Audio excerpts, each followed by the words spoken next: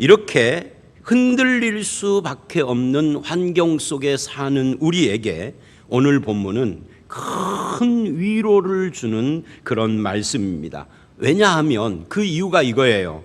도무지 흔들리지 않을 것 같이 보이던 세례 요한이 흔들리는 자로 등장하기 때문입니다.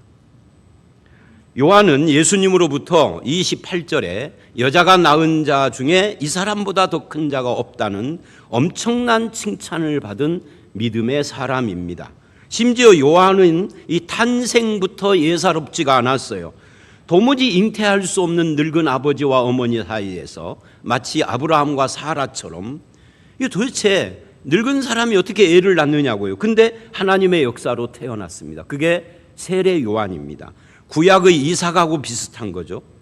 예수님을 잉태한 마리아가 세례 요한이 어머니 뱃속에 엘리사벳의 뱃속에 있을 때 찾아왔습니다. 근데 뱃속에 있는 이 세례 요한이 메시아를 만난 기쁨으로 뛰놀았다라고 누가복음은 이야기를 합니다. 굉장한 거죠. 세례 요한은 제사장 가문 출신이에요. 또 예수님이 오기 전부터 많은 사람을 주께로 인도했던 사람입니다. 예수님의 제자들 중에도 여러 명이 원래는 세례 요한의 제자 출신일 정도로 헌신된 사람입니다. 주님께. 또 당시 최고 권력자였던 헤롯의 부정부패와 부도덕을 목숨을 걸고 지적을 하다가 지금 감옥에 가 있는 그런 용기 있는 사람입니다. 그런데 본문을 보면 이 세례 요한이 신앙이 흔들리는 믿어지지 않는 일이 발생을 해버린 겁니다. 그래서 어떤 성경학자들은 이 본문을 해석을 할 때 이렇게 해석하는 사람들이 있어요. 세례 요한의 신앙이 흔들린 것이 아니다. 요한이 죽은 뒤에 자기 제자들이 흔들릴까 염려해서 제자들을 예수님께 보내서 신앙 훈련을 시키는 것이다. 누가 봐도 이상한 해석이죠. 근데 그렇게 학자들이 말하는 사람이 물론 소수지만 있을 정도로 세례 요한의 신앙이 흔들리는 것이 놀랍고 충격적이다는 거예요. 근데 이 놀랍고 충격적인 이 위대한 사람 예수를 세상에 소개한 세례 요한이 흔들렸다 하는 것이 우리에게는 큰 위로가 되는 거예요. 왜요? 요한처럼 훌륭한 배경을 갖지 않은 우리가 흔들리는 것은 어쩌면 너무나 당연한 일이다라는 것을 보여주기 때문에 그렇습니다. 신앙이 흔들리는 것을 정당화하려는 이야기가 아닙니다. 신앙이 흔들리는 것이 나만의 문제가 아니다는 이야기를 하는 겁니다. 성경이 말하는 믿음의 사람들도 그랬었다라는 것을 통해서 위로를 받자는 이야기고, 이렇게 신앙이 흔들리는 문제를 어떻게 대해야 할지를 본문을 통해서 생각해 보자는 의미에서 그렇습니다. 예를 들면 엘리야는 850명의 바알 선지자들과 갈멜산에서 영적 전투에 승리를 한 후에 신앙이 흔들렸습니다. 바알 종교의 뒷배가 되는 이 왕비 이세벨이 엘리야를 죽이려고 하는 것 두려워서 광야로 도망가서 로뎀나무 아래서 완전히 퍼져버렸어요. 그리고 하나님께 이렇게 말을 해요. 차라리 나를 죽여주세요. 이게 엘리야의 낙심이죠. 어제의 승리자가 오늘 패배자로 등장을 한 겁니다. 이걸 보면 신앙이 흔들리는 것은 꼭 믿음이 없는 사람에게만 찾아오는 것이 아니라 믿음의 사람들에게도 찾아온다라는 것을 보여주는 겁니다. 다만 사람의 성격에 따라서 어떤 사람은 겉으로 드러내는 사람과 어떤 사람은 감추는 사람의 차이만 있을 뿐 누구나 신앙은 한두 번쯤은 흔들립니다. 마치 바람이 불면 갈대밭의 모든 갈대가 흔들리는 것처럼 우리는 이 세상의 세파에 흔들리면서 살고 있기 때문에 그렇습니다. 여러분이 보시기에 목사인 저는 신앙이 흔들리거나 낙심하거나 실족할 뻔한 때가 있었을까요? 없었을까요? 목사 된 이후에, 아니 담임 목사가 된 이후에 제가 기억하기에 한두 번 있었어요. 그러면 우리 신앙이 흔들리는 이유가 무엇일까요? 여러분 이런 말을 들어보셨을 거예요. 사람을 보고 교회를 다니면 시험에 드니까 하나님만 바라보고 다녀라. 옳습니다. 그런데 저는 그 말을 들을 때마다 속으로 이런 생각을 합니다. 그러면 사람을 보지 않고 하나님만 바라보면 시험이 없을까?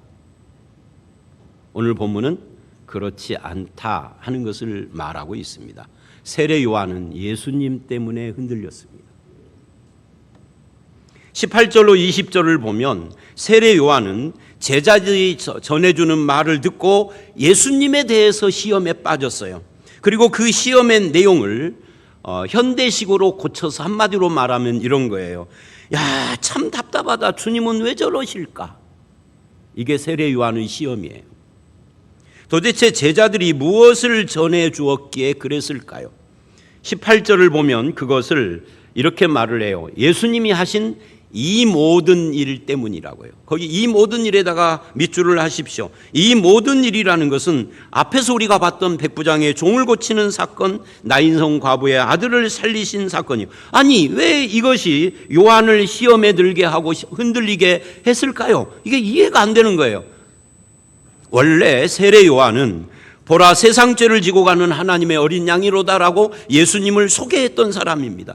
그런 이 사람이 한 18개월 감옥에 갔다고 해서 신앙이 흔들렸다라고 그렇게 말할 수는 없습니다. 그것 때문은 아니에요. 세례 요한은 하늘의 음성을 듣고 성령으로 세례를 주시는 분이라고 예수님을 소개했던 사람인데 믿음이 부족해서 흔들렸다라고 말할 수도 없습니다. 그는 원래 광야에서 살았던 사람이에요. 그렇기 때문에 어지간한 고난이 온다고. 여러분, 광야하고 감옥하고 어디가 더 어려울까요? 글쎄요. 뭐 거기서 거기죠. 그것 때문에, 고난 때문에 흔들릴 사람도 아닙니다. 그럼 왜 세례 요한은 예수님에 대해서 답답해하고 의심하고 그랬을까요? 그것은 이겁니다. 예수님이 하시는 일과 자기가 기대하는 일이 차이가 났기 때문에 그렇습니다. 예수님이 내가 기대하는 대로 하지 않는다는 것 때문에 그렇습니다. 신명기 8장 2절 3절 유명한 구절이죠. 여기 한번 읽어봅니다. 시작. 내 하나님 여호와께서 이 40년 동안 내게 광야 길을 걷게 하신 것을 기억하라. 이는 너를 낮추시며 너를 시험하사 끝에 알게 하려 하심이라. 알려 하심이라는 누가 안다는 거예요? 하나님이 안다는 거예요. 네가 어떤 사람인지를 내가 낮춰서 시험해서 알려고 한다는 거죠. 그리고는 3절에 이렇게 말을 합니다. 사람이 떡으로 사는 것이 아니라 여호와 입에서 나오는 모든 말씀으로 사는 줄 누가 알게? 네가 알게. 앞에는 내가 알려고 하는 거고 뒤에는 네가 알게 하려고 한다. 이렇게 지금 이야기를 해요. 만약 여러분의 신앙에 어떤 의심이 있거나 신앙생활의 열심과 헌신의 마음이 식어가고 있다면 내가 기대하는 것과 하나님이 말씀하는 것이 충돌해서 일어나는 현상은 아닌지 점검해 봐야 합니다. 그리고 내가 다른 사람을 원망하고 사람, 특히 가족이나 교우들을 만나는 것에 대해서 흥미와 기쁨을 잃어버렸다면 하나님의 뜻보다 내 뜻을 더 주장하고 내 식대로 이 삶을 고집하다가 생긴 쓴뿌리가 아닌지 점검해 보셔야 합니다. 문제는 어떻게 이런 문제들을 해결할 수 있느냐 하는 거예요. 이게 오늘 본문의 핵심인 거죠. 두 가지가 나옵니다. 첫 번째는 요한의 태도에서 발견할 수 있는 첫 번째 해결 방법입니다. 요한은 제자들이 와서 전해주는 예수님의 사역을 듣기 전에는 아무 문제가 없었습니다. 그런데 제자들의 말을 듣자 마음속에서 의심의 구름이 피어오른 거예요. 그래서 요한은 이렇게 결심을 한 겁니다. 더 이상 제자들의 말만 듣지 말자. 예수님을 향한 쓴뿌리를 더 이상 자라게 하지 말자. 그 대신에 주님께 직접 묻자. 이게 요한의 대답이에요. 그게 19절이죠. 19절 우리 한번 읽어봅니다. 시작. 요한이 그 제자 중 둘을 불러 주께 보내어 이르되 오실 그이가 당신이 오니까 우리가 다른 일을 기다리오리까 하라 하매. 우리도 주님, 왜 내가 이해할 수 없는 방법으로 내 인생을 끌고 가십니까? 답답합니다. 좀 더 확실하게 보여주시면 좋겠습니다. 라고 외치고 싶을 때가 있지 않습니까? 그럴 때 가장 확실한 방법은요, 주님께 묻는 거예요. 사람에게 상담하는 것이 아니라 주님께. 그러면 주님은 우리의 어떤 질문이든 다 대답해 주시고 우리의 어떤 시험이든 다 받아주십니다. 우리 주님은요, 좀 비유가 좀 그렇기는 한데 여기 선생님들 우리 주님은 선생님하고 달라요. 우리 주님은 내 부모님하고 달라요. 부모님이나 선생님은 어려운 질문을 하면은요, 야, 그건 다 나중에 크면 다 알아 하고 회피합니다. 또 어떤 경우에는 우리 부모나 선생님은 해야 할 질문, 하지 말아야 할 질문이 있습니다. 하지 말아야 할 질문을 하면 화냅니다. 두들겨 맞을 수도 있습니다. 주님, 웃으신 분들은 한 번도 자녀를 안 때려보신 분이에요. 저는 때려봤어요. 여러분, 뭘 하다가 성가대에서 웃는 바람에 맥이 끊겼어. 주님은 말이죠, 그러지 않습니다. 전혀 그런, 하지 말아야 할 질문이 없습니다. 하지 말아야 될 기도가 없습니다. 여러분, 하나님 나 자살하고 싶어요. 할 수 있을까요? 없을까요? 있어요. 그러면 주님 뭐라고 응답을 하실까요? 하지 말거라니. 그런 기도는 못한다가 아니에요. 문제는 말이죠, 우리가 주님께 직접 묻지를 않는다는 거죠. 그것이 우리의 진정한 문제인 거예요. 어떤 문제든지 주님께 가져가십시오.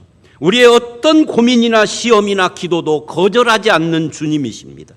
우리의 모든 문제와 고통스러운 질문도 다 들어주시고 응답하시는 주님이십니다. 그런데 문제는 사람들은 신앙이 흔들리면 그 문제를 주님께 내어놓고 무릎을 꿇어 해결하려고 하지 않는다는 거예요. 절대로. 이것이 우리의 문제예요. 그러면서 말하기를 신앙 회복도 내 힘으로는 안 되는 거야. 하나님이 역사해야 돼 하고 뚫린 입으로 말은 그렇게 합니다.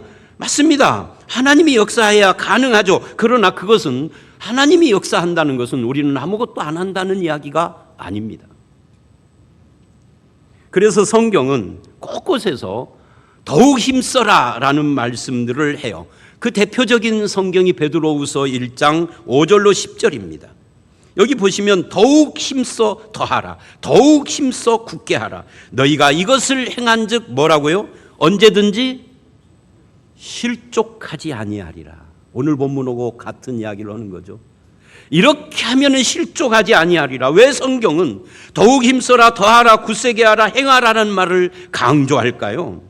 신앙의 회복을 위하여서는 하나님의 역사가 필요하지만 우리가 힘써야 할 부분이 있다라는 이야기를 하는 겁니다. 즉 우리가 하나님이 하실 걸 믿기 때문에 힘쓴다는 이야기예요. 믿기 때문에 아무것도 안 하는, 이건 구원파적 믿음이에요. 그건 이단적인 겁니다. 그래서 요한은 주님께 이렇게 이야기를 한 거예요. 오늘 본문을 현대식으로 바꾸면, 주님, 나는 당신 때문에 시험에 빠졌습니다 라고 말한 거예요.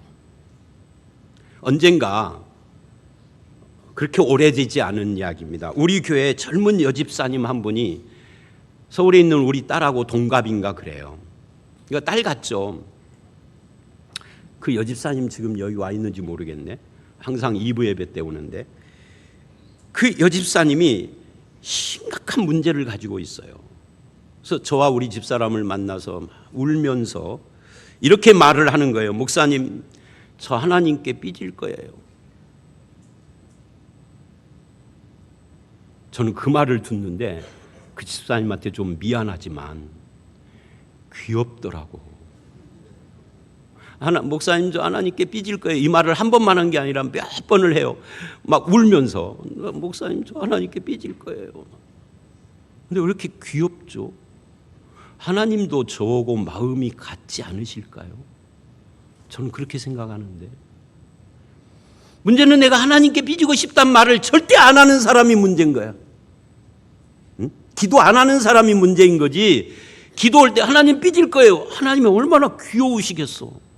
문제 해결해 주시지. 응답하실 거예요. 여기 지금 내가 안 보이는데 응답하실 거예요. 이쪽에 항상 앉았었는데.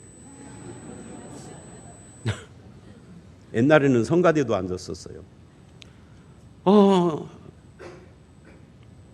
우리 문제의 대부분은 주님의 말씀을 듣고 주님께 솔직하게 마음을 쏟는 기도가 없어서 생기는 문제입니다. 주님께 나아가십시오. 마음을 쏟아 기도하십시오. 우리가 영적 침체에 빠졌을 때, 믿음이 흔들릴 때 앞뒤 가리지 말고 엎드리십시오. 주님께 매달리십시오. 말씀을 묵상하고 말씀을 들으시고 그 말씀 속에 나타난 주님께 기도로 아뢰는 그 기도로 주님께 여러분의 마음과 시간을 드리는 그것이 필요합니다. 이것이 시험과 낙심과 실족을 이기는 확실한 방법입니다. 여러분들이 그렇게 하시기를 주의 이름으로 축원합니다. 두 번째 방법은 21절로 23절에 나오는 예수님의 답변이에요. 앞에는 세례 요한의 태도고요. 예수님의 답변입니다. 21절 읽어봅니다. 시작. 마침 그때 예수께서 질병과 고통과 및 악귀 들린 자를 많이 고치시며 또 많은 맹인을 보게 하신지라. 말하자면 여기에 마침 그때 밑줄입니다. 마침 그때 세례 요한의 제자들이 찾아온 그때 병자들을 고치심으로 요한의 질문에 대답을 했어요. 근데 제가 이 말씀을 젊어서 읽을 때는 이게 도대체 이해가 안 되는 거예요. 30대 초반까지는 이게 어떻게 세례 요한의 질문에 대한 답변일까? 어떻게 이것이 세례 요한의 시험에 대한 대답이 될 수 있을까? 제가 생각에는 안 되는 것 같은데 왜? 세례 요한이 시험에 빠진 것은 뭐냐면 예수님이 자기가 기대한 대로 세상을 죄인들을 심판하지 않고 있기 때문에, 그리고는 심판은 하지 않고 병자나 고치고 있는 이것 때문에 시험에 빠졌는데 예수님의 대답은 병자 고치는 걸로 대답을 한 거예요. 이게 말이 앞뒤가 안 맞는 거잖아요. 문제는 우리는 질병을 단순히 병이라는 차원에서만 본다는 거예요. 그래서 병이 나았다 안 나았다 이 차원으로만 말을 한다는 거예요. 그러나 주님에게 있어서 질병의 문제는 단순히 의학적인 의미가 아니라 훨씬 더 깊은 뜻을 가지고 있는 건데, 그게 뭐냐면 인간의 질병을 통한 질병뿐만 아니라 인간의 모든 고통은 죄에서 온 것입니다. 그렇기 때문에 모든 사람은 예외 없이 죄의 결과로 하나님께서 창세기 3장 17절 이하에 선포하신 수고와 고통과 가시와 엉겅퀴와 땀을 흘려야 겨우 먹고 살다가 흙으로 돌아가는 저주받은 인생이라는 거예요. 이게 인생의 문제인 거죠. 그것도 모자라서 인간들끼리, 죄인들끼리 서로 싸우고 다투고 미워하고 시기하고 상처를 주고받는 삶을 사니 이 고통이 배가가 되는 거죠. 그런 인생의 배후에서 우리를 지배하려고 하는 놈이 누구냐면 사탄이란 말이죠. 그래서 지금 예수님은 로마의 지배보다 더 악랄하고 훨씬 근본적인, 그리고 더 심각한 이 죄와 사망의 지배, 이 사탄의 지배에서 인간을 구원하고 해방시키시는 것을 지금 보여주고 있는 거예요. 이게 단순한 질병 고침의 문제가 아니단 말이죠.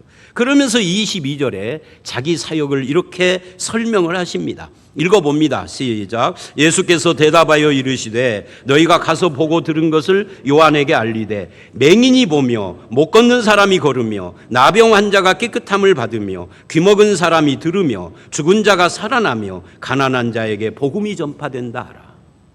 6가지. 근데 이것은요, 여러분, 이걸 알아야 돼요. 지금부터 이제 화면에 성경 구절을 보여드릴 텐데, 이 6가지는요, 전부 다 이사야서에서 인용을 한 겁니다. 아니, 구약 성경이 39권인데, 다른 성경 싹 빼고요, 이사야서에서만 예수님이 일부러 인용을 한 거예요. 왜 그랬을까? 이사야 29장 18절을 인용을 하기도 하고 35장 5, 6절을 인용하기도 하고 예수님의 나사렛 회당에서의 첫 번째 설교인 누가복음 4장 18, 19절을 보면 이거하고 비슷한 이야기를 이사야 61장에서 인용을 하십니다. 왜 그럴까? 요한은 옥중에서 예수님의 이 말씀을 제자들을 통해서 전해들고 귀가 열리고 가슴이 열리고 위축된 가슴이 활짝 펴지며 힘을 얻었을 것입니다. 왜요? 세례 요한은 누구보다, 이 세상 누구보다 이사야의 말씀에 친숙하고 잘 알았기 때문이에요. 왜 그러죠? 세례 요한은 자기 스스로를 이렇게 이야기를 했어요. 나는 광야의 외치는 자의 소리로 이 땅에 왔다. 그게 뭐예요? 이사야서가 예언한 거예요. 그러니 이사야서는 세례 요한의 책입니다. 그런데 예수님이 일부러 이사야서를 인용을 해서 이 말씀을 하시는 거예요. 그래서 이 말씀을 들은 이 세례 요한의 마음은, 이 말씀 앞에서 마음이 뜨거워졌어요. 그때 세례 요한의 시험은 끝나버린 겁니다. 예수님이 누구신지를 알게 된 것이고 주님의 말씀으로 돌아왔을 때 이제 마침표를 찍어버린 겁니다. 우리도 마찬가지입니다. 말씀에서 주님이 누구신지를 분명히 알게 될 때 방황은 끝나는 겁니다. 예수 그리스도가 진정 어떤 분이신지를, 나에게 누구신지를 알게 될 때 우리의 시험 마침표를 찍는 겁니다. 이것이 없어서 우리가 흔들리는 겁니다. 내가 기대하는 하나님, 내 생각, 내 수준에서 조종당하는 그런 하나님, 그것 때문에 지금도 많은 사람이 마음이 혼미해져서 복음의 영광의 광채를 보지 못하고 질그릇 속에 갇혀서 의심과 혼란으로 이 복음의 축복을 보지 못하는 소경된 삶을 사는 겁니다. 내 기대대로 역사하는 하나님, 내 생각과 수준 안에 조종되는 하나님은 안 계십니다. 그래서 누구든지 나로 말미암아 실족지 않는 자는 복이 있도다라고 결론을 내리신 거예요. 여러분의 삶이 내가 원하는 방식대로 이루어지지 않는다고 낙심하십니까? 하나님, 내가 어려울 때 왜 나를 도와주지 않습니까? 내가 외로울 때 왜 붙잡아 주지 않습니까? 믿음으로 바르게 살아보려 하는데 세상이 나를 가만두지 않는다라고 불만이 있으십니까? 왜 이 죄악의 세상을 뒤집어 엎어버리고 심판하지 않는다라고, 악인에게는 불로 심판하고 하나님의 백성에게는 복을 쏟아붓지 않는 것이 의심이 되십니까? 왜 하필 나에게 이런 일이 생겼는가? 아직도 그런 인생의 문제, 의문이 해결되지 않은 채로 여기에 앉아 계십니까? 요한을 흔들었던 것이 바로 그것인데, 그 낙심을 치료한 것은 주님의 사랑의, 이 사랑과 구원의 복된 소식이었습니다. 이 사랑과 구원의 복된 소식이 오늘 여러분의 것이 되시기를 주의 이름으로 축원합니다. 요한은 이런 거예요. 내가 이 감옥에 앉아있는 이 순간에도 주님은 수많은 가난한 자에게 복음을, 구원이 필요한 사람들을 일으키는 일을 하고 계시는구나, 이거를 알게 된 겁니다. 결국 누가복음 7장의 핵심은 복음이에요. 무엇이 복입니까? 백부장의 종이 병에서 놓여져서 건강하게 되고, 백부장은 그 믿음이 인정되었으니 얼마나 복된 소식이에요. 나인성 과부의 아들은 죽음에서 살아나고 어미는 아들을 도로 받았으니 얼마나 기쁜 소식입니까? 우리가 다음 주에 보게 될 35절로 50절에 향유 붓는 여자는 죄인이었지만 죄사함 받은 기쁨이 가득했으니 복음을 가진 사람입니다. 결국 질병과 죽음과 죄에서 해방하시는 예수님은 우리에게 복된 소식, 예수 자체가 복된 소식, 복음이라는 것을 이 누가복음 7장은 말하고 싶으신 거예요. 주님은 과거의 우리의 저주를 축복으로 바꾸시고, 우리의 불행을 기쁨으로 바꾸시고, 절망을 희망으로 바꾸시는 복음이십니다. 그리고 세례 요한의 고통은 바로 그 주님이 죄인에게 복음을 주시는 그 일의 시작이었던 겁니다. 아, 나의 삶이 주님의 구원을 여는 새 시대의 출발이로구나. 세례 요한은 그걸 깨달은 거예요. 아, 나의 고난이 더 많은 사람에게 구원을 가져다주는 축복의 통로였구나. 창세기 45장에 요셉이 고백한 것처럼 당신들이 나를 여기 팔아먹은 것으로 고민하지 마십시오. 나를 여기로 보낸 분은 당신들이 아니라 하나님이십니다. 무엇을 위해서? 더 큰 구원을 위하여, 더 많은 사람의 생명을 위하여 나를 여기로 보냈습니다. 자기 인생에 대한 해석이잖아요. 어디서? 복음 안에서. 우리도 예수 그리스도라는 복음 안에서 내 인생을 이 요셉처럼 재해석을 해야 하는 겁니다. 세례 요한이 감옥에서 그것이 됐다는 이야기예요. 질문 후에. 그렇다면 나 요한의 심판 메시지를 능가하는 주님의 사랑의 메시지를 붙드는 것이 당연한 겁니다. 주님은 자비와 긍휼이 넘치는 나의 주님이셨구나. 요한은 그렇게 믿은 거죠. 사랑하는 성도 여러분, 신앙이 흔들릴 때, 영적으로 침체되고 고독할 때 이 주님의 사랑과 자비와 긍휼이 내 것이라고 고백하고 그것을 붙드시기 바랍니다. 내 삶의 고난과 어려움이 하나님의 더 큰 사랑, 구원의 출발이 되게 해달라고 엎드리시기를 바랍니다. 그러면 사랑과 자비의 주님께서 여러분과 함께 하실 것을 주의 이름으로 축원합니다.